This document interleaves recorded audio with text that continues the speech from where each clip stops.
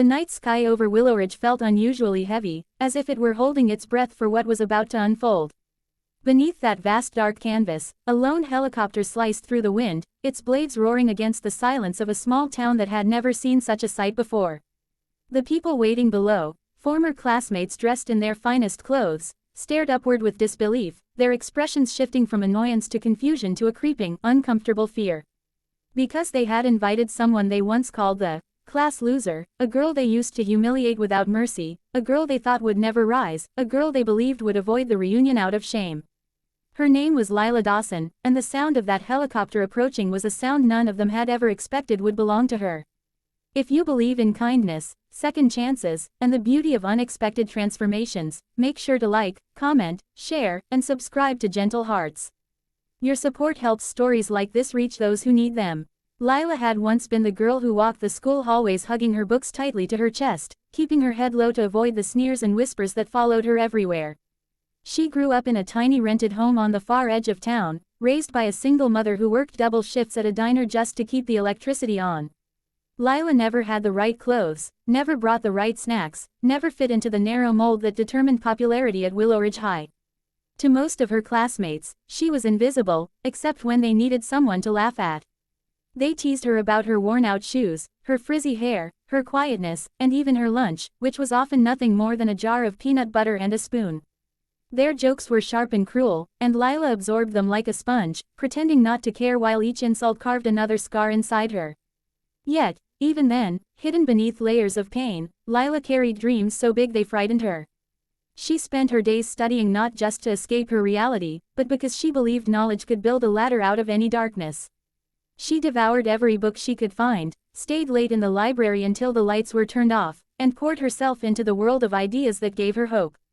But no matter how hard she worked, the cruel laughter always found a way to reach her.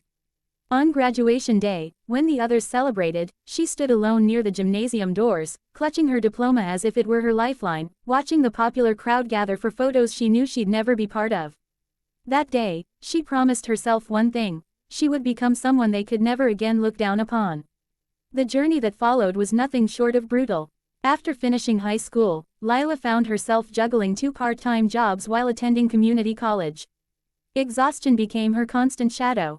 She cleaned offices at night and served coffee in the mornings, barely sleeping enough to function. But she never allowed herself to quit. Her mother, who had spent years sacrificing everything for her daughter, fell ill during Lila's first semester, forcing Lila to take on additional hours just to pay for medication. There were nights Lila cried quietly over her textbooks, the weight of responsibility suffocating her. But there were also moments of fierce determination when she would look at her mother, frail yet smiling with pride, and feel a renewed fire in her heart. At community college, something changed. For the first time, Lila encountered teachers who saw potential instead of weakness.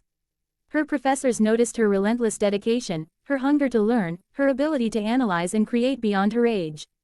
Their encouragement became the wind at her back. She earned scholarships, transferred to a university, and slowly built a life far different from the broken one she had known.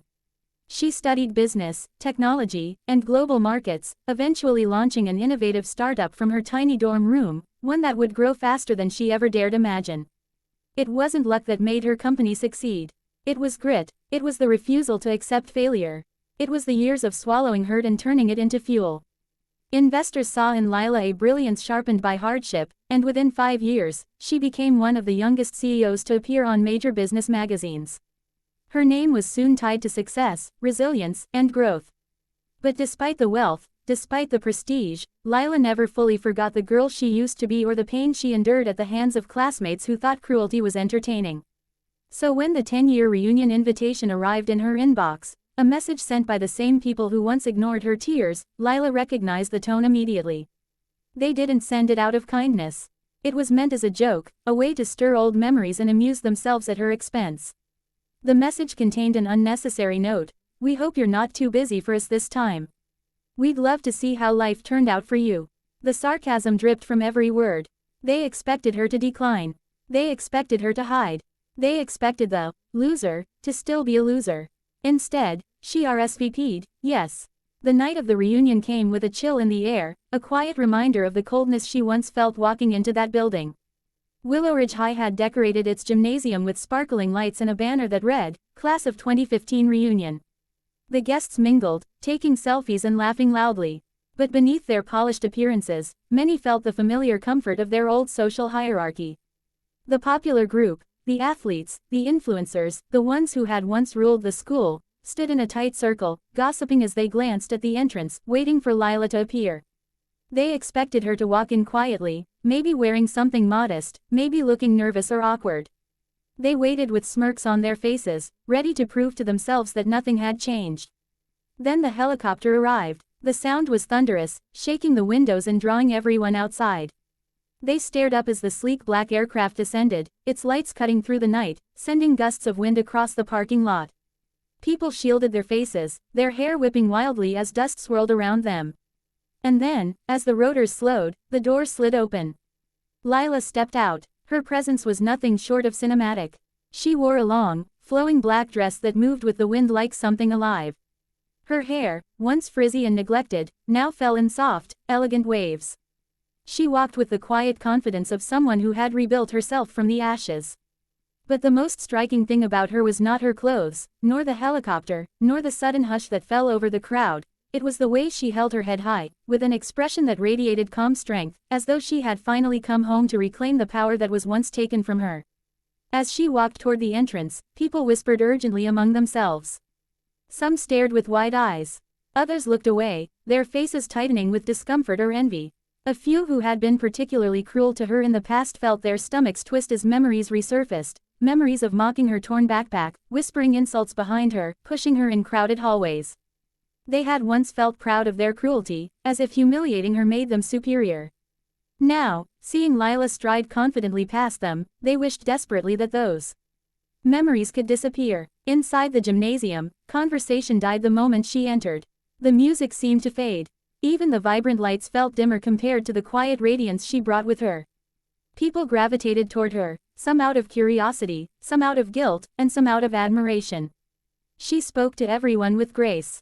Not with arrogance, not with revenge, just grace. She carried herself with humility that disarmed even the harshest former bully. And as the night unfolded, her success became known not through her words but through the way others spoke about her. How she founded a multi-million-dollar tech company, how she funded scholarships in low-income communities, how she presented at global conferences, how she built an empire from nothing. The classmates who had once mocked her found themselves shrinking under the weight of their past actions. They realized that while they had spent their youth laughing at others, Lila had spent hers building a future. They realized that cruelty had given them nothing to be proud of, while kindness, even when shown to herself, had elevated Lila beyond anything they could have imagined. As the evening approached its end, a sense of quiet reflection settled across the room. People approached Lila with apologies, awkward yet sincere. Some cried, some simply whispered, "Thank you," for showing them what resilience truly looked like. Whether they meant it out of guilt or genuine admiration didn't matter. What mattered was that Lila, after all these years, finally felt seen, not for what she once lacked, but for what she had become. And in the soft glow of the dimming lights, as the reunion drew to a close, Lila looked around the room that had once been a battlefield for her spirit. She realized she had healed somewhere along the way. She had risen above the pain, transformed it, and used it to create something extraordinary. But more than that, she understood that her worth had never depended on their acceptance. It had always been hers. If this story touched your heart, please like, comment, share, and subscribe to Gentle Hearts. Your support helps bring more emotional, inspiring stories to life.